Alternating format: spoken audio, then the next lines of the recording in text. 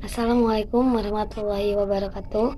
Perkenalkan, nama saya Amsia Dwiranti dengan nomor NIM 18720500094 di semester 4 dalam program studi saya yaitu Pendidikan Ekonomi, fakultas saya yaitu Pendidikan di Universitas Pancasakti Bekasi. Dengan dosen pengampu saya yaitu Bapak Dr. Supriyadi STP MPD selaku mata kuliahnya yaitu Media Pembelajaran Ekonomi. Nah, baik, di sini saya akan menjelaskan mengenai permintaan dan penawaran dalam ilmu ekonomi. Nah, baik, permintaan. Nah, di sini ada permintaan itu adalah sebuah proses dalam meminta sesuatu atau sejumlah barang yang dibeli atau diminat pada suatu harga dan waktu tertentu.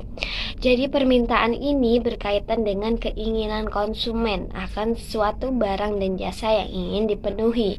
Dan kecenderungan permintaan konsumen ini akan barang dan jasa tak terbatas. Nah, di sini ada hukum dari permintaan. Hukum permintaan ini yang berbunyi, semakin tinggi harga suatu barang, maka akan semakin sedikit permintaan terhadap barang tersebut. Nah, begitu pula dengan sebaliknya. Semakin rendah harga suatu barang, maka akan semakin banyak permintaan terhadap barang tersebut. Nah, selanjutnya ini ada jenis-jenis permintaan. Nah, jenis-jenis permintaan ini ada permintaan berdasarkan daya beli konsumen. Nah, jadi di sini juga ada berdasarkan daya beli konsumen, yaitu ada permintaan efektif. Maksudnya ini adalah permintaan yang disertai dengan daya beli yang terjadi pada transaksi. Nah, yang kedua ada permintaan potensial. Permintaan yang dimaksudnya ini adalah permintaan yang disertai dengan daya beli, namun pula belum menjadi terjadinya transaksi. Nah, yang ketiga ini ada permintaan absolut. Permintaan absolut ini adalah permintaan yang tidak disertai dengan daya beli. Nah, yang kedua ini permintaan berdasarkan jumlah. Nah, jadi berdasarkan jumlah ini ada permintaan individu. Maksud dari permintaan individu ini adalah terhadap suatu barang atau jasa tertentu.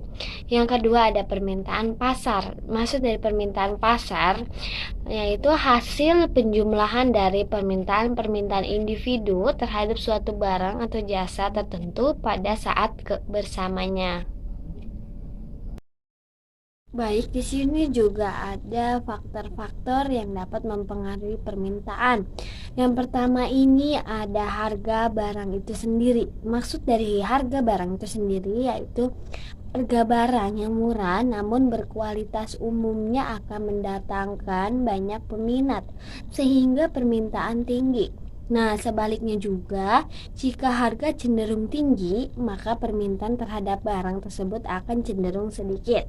Nah, yang kedua ini ada harga barang lain yang terkait pada teori ekonomi menyatakan bahwa apabila harga barang pengganti dan barang pelengkapannya turun, maka peminat terhadap barang tersebut akan semakin berkurang. Namun, apabila harga barang pengganti dan barang pelengkapnya naik, maka permintaan terhadap barang tersebut akan meningkat. Jadi tingkatnya pendapatan dan daya beli konsumen. Nah, tingkatnya pendapatan konsumen ini akan menunjukkan daya beli konsumen semakin tinggi pendapatan, maka semakin meningkatnya permintaan terhadap suatu barang tersebut. Jadi konsumen ini tidak perlu menunggu promo untuk membeli suatu barang karena konsumen memiliki dana yang cukup untuk membeli suatu barang. Nah, yang keempat ini ada selera masyarakat. Jadi selera masyarakat ini maksudnya itu adalah jika suatu produk yang sesuai dengan selera atau kebiasaan konsumen, maka permintaan tersebut akan suatu produk itu akan meningkat. Nah, selera itu akan meningkat dengan mengikutinya tren produk yang diikuti dengan selera. Maka dari itu meningkatnya permintaan barang tersebut. Nah, yang terakhir ini ada jumlah penduduk. Nah, jumlah penduduk ini akan semakin besar jumlah penduduknya di suatu daerah atau negara, maka akan semakin tinggi permintaan suatu barang dengan harga tertentu. Baik, di sini juga ada fungsi dari pembuatan kurva permintaan. Nah, maksudnya ini adalah untuk melihat perbandingan antara harga dengan jumlah kuantitas sebuah produk yang diproduksi. Analogi kurva permintaan dalam sebuah bisnis bisa terjadi akibat dua hal yang berbeda. Nah, kita lihat bahwa kurva permintaan. Nah, yang A ini maka akan semakin banyak penawaran dari pelanggan membuat penjualan meningkat. Namun hal tersebut tidak diikutsertakan dengan kualitas produk yang dibuat sehingga harga menjadi turun sebab kompetitor bisa masuk ke pasar yang sama dengan menggunakan produk yang serupa.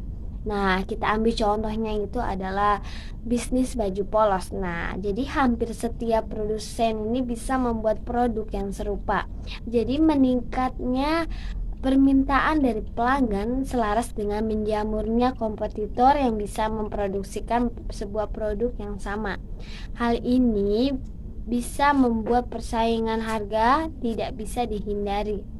Nah, jadi solusinya itu dari permasalahan sama aja dengan kita perang harga, hanya satu, yakni siapapun yang berani memberikan harga lebih rendah maka akan menjadi pemenangnya.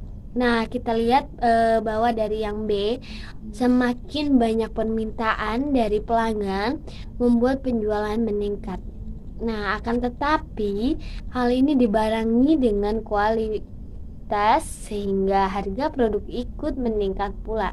Jadi keberadaan kompetitor ini juga tidak mempengaruhi harga karena loyalitas dari pelanggan. Contohnya ini adalah seperti bisnis kopi. Nah, kopi dalam simbol A nih, akan tetap laku walaupun memiliki banyak kompetitor. Nah, hal ini disebabkan oleh loyalitas lantaran setiap pelanggan memiliki cita rasa yang berbeda-beda, begitupun dengan merek kopi B, C, dan seterusnya. Kedua ini adalah penawaran. Maksud dari penawaran ini adalah jumlah barang atau jasa yang tersedia dan dapat dijual atau penjualnya pada berbagai tingkat harga dan pada waktu tertentu. Nah, selanjutnya juga di sini ada hukum dari penawaran. Hukum penawaran ini adalah aturan utama dalam penawaran. Nah, hukum penawaran ini mempertimbangkan faktor-faktor yang mempengaruhi produsen saat menawarkan barang atau jasa kepada konsumen. Nah, bunyinya dalam hukum penawaran ini adalah jika harga naik, penawaran meningkat. Sehingga jika harga turun, penawaran juga akan turun. Itulah dari hukum penawaran. Nah, di sini ada jenis-jenis penawaran. Nah, penawaran ini dibedakan menjadi beberapa jenis. Nah, di sini ada yang pertama penawaran marginal. Maksudnya penawaran marginal ini adalah yang terjadi ketika produsen memilih untuk menawarkan sebuah produknya sesuai dengan harga pasar. Saat produsen melakukan penawaran marginal, bukan berarti dia tidak memiliki laba. Namun, dia hanya tetap memperoleh laba, tetapi mungkin tidak setinggi produsen dengan tipe penawaran lainnya.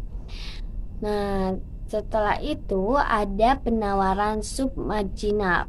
Submarginal ini adalah sebuah penawaran produsen yang memasarkan produknya dengan harga di bawah harga pasar. Jadi penawaran submarginal ini tidak terjadi karena produsen mendapat harga grosir lebih murah atau memang ingin mendapatkan laba lebih sedikit. Nah, selanjutnya ada penawaran supermarginal. Supermarginal ini adalah yang terjadi ketika produsen memiliki kuasa guna menawarkan produknya di atas harga pasar. Jadi ketika suatu produk dijual lebih mahal daripada harga pasar, belum tentu konsumen akan bersedia membelinya. Namun pula produsen yang melakukan hal tersebut biasanya mempunyai sebuah posisi tawar tinggi sehingga memiliki stok terakhir barang atau menjadi satu-satunya produsen barang dengan permintaan tinggi di suatu daerah. Baik, di sini ada faktor-faktor yang mempengaruhi penawaran. Yang pertama yaitu biaya produksi. Nah, biaya produksi ini yang dimaksud yaitu adalah sebuah faktor utama yang mempengaruhi penawaran. Nah, penawaran dalam biaya produksi ini adalah berbanding berbalik. Kenapa? Karena artinya apabila biaya produksi meningkat, maka harga barang otomatis tinggi, sehingga produsen menawarkan jumlah barang produksinya dalam jumlah sedikit. Nah, yang kedua ada kenaikan biaya produksi. Nah, kenaikan biaya produksi ini tersebut bisa disebabkan oleh banyak hal, misalnya itu harga bahan baku, tarif, pajak, ataupun tingginya upah tenaga kerja. Nah, yang ketiga ada teknologi. Nah, teknologi ini untuk apa sih? Karena teknologi ini untuk sebuah faktor teknologi juga memiliki peran penting dalam proses penawaran produk, sebab mesin yang lebih canggih akan menghasilkan barang yang banyak dan lebih cepat. Dengan begitu, produsen dapat menekan biaya produksi dan menambah kuantitas barang secara leluasa. Selanjutnya adanya produsen baru.